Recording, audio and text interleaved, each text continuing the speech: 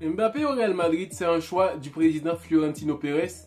Donc l'échec de Mbappé, ça sera aussi l'échec du président parce que le Real n'avait pas besoin de Mbappé, mais avait besoin d'un attaquant. Même le coach Ancelotti la saison dernière avait demandé à un numéro 9, pas spécialement Mbappé.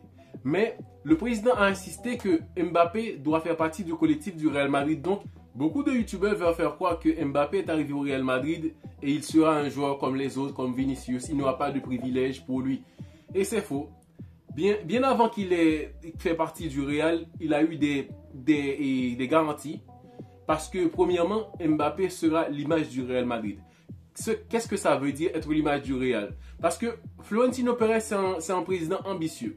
Il veut, quand on parle d'être un top 3 meilleurs joueurs au monde, que parmi eux, il figure un joueur du Real Madrid.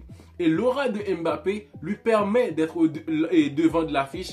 À tout moment, la presse parle de Mbappé. Mais comment on parle de Mbappé? On parle de Mbappé différemment que Vinicius. Vinicius, il fait partie toujours des polémiques qui n'est pas toujours en sa faveur. Mais Mbappé, quand on parle de lui, on voit comme si c'est un joueur surpuissant et on le valorise tellement qu'on a l'impression que Mbappé a déjà gagné la Ligue des Champions, des grands championnats et tout ça. Donc le Real a besoin de ça. C'est l'ambition de Florentino Pérez d'avoir ce joueur-là. Quand on parle de lui, on voit un joueur tout puissant qu'on a peur de lui. Ce que Vinicius n'a pas. On verra ça durant la vidéo. Mais les gens qui veulent faire croire que Mbappé n'a pas de garantie, déjà, on l'a vu avec le penalty. Beaucoup diront, mais c'est Vinicius qui lui a donné le ballon et tout ça. Mais réfléchis un peu. Vinicius n'a pas encore marqué dans un match. C'est lui le tireur, le premier et dans le classement. Et il laisse le ballon à Mbappé et tout le monde croit que c'est aussi facile que ça.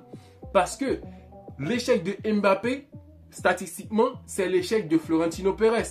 Parce que c'est par lui, c'est grâce à lui que Mbappé joue au Real Madrid. Déjà, les fans du Real ne voulaient pas de Mbappé. L'Espagne ne voulait pas de Mbappé. Oui, Mbappé, il va faire du bien pour la Liga et tout ça. Mais les fans du Real Madrid en avaient marre de Mbappé. Florentino Pérez voulait avoir Mbappé. Donc, il va lui mettre à l'aise pour avoir les stats. Parce que imaginez une saison. Vinicius marque plus de buts que Mbappé. Et le Real Madrid fait saison blanche.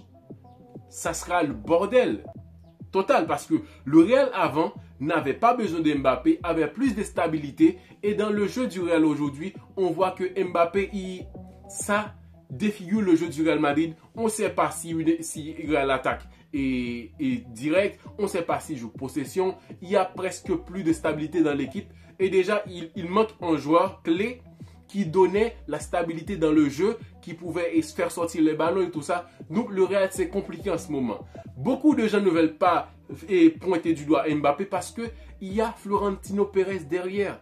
On ne peut pas pointer du doigt à Mbappé comme ça sans pointer du doigt au président du Real. Donc Florentino va permettre à Mbappé d'avoir les meilleurs stats possibles en sacrifiant certains pions. Le premier, ce sera Vinicius. Parce que Vinicius, non plus, je comptais sur lui pour avoir l'étoffe d'être leader au Real Madrid. Mais non, il n'est pas un leader. C'est pour cela aussi que la saison dernière, on a vu un Bellingham surpuissant parce que Vinicius n'avait pas l'étoffe d'un leader. Mais Bellingham, il a le caractère. Il est un joueur qui peut s'imposer.